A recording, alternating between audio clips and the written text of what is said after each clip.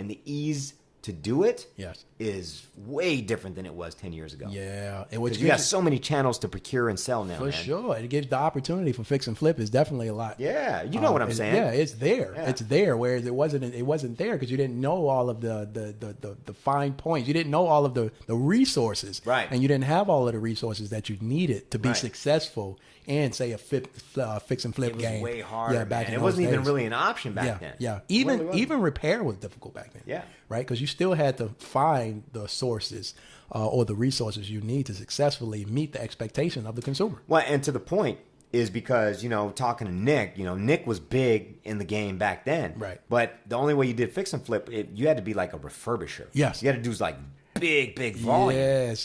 Big volume. Yes. Right? Yes. So That's what gave you the access. Right? exactly, Yeah, right? exactly. And today, not so much. Yeah. Right? Like, obviously it still makes sense at volume.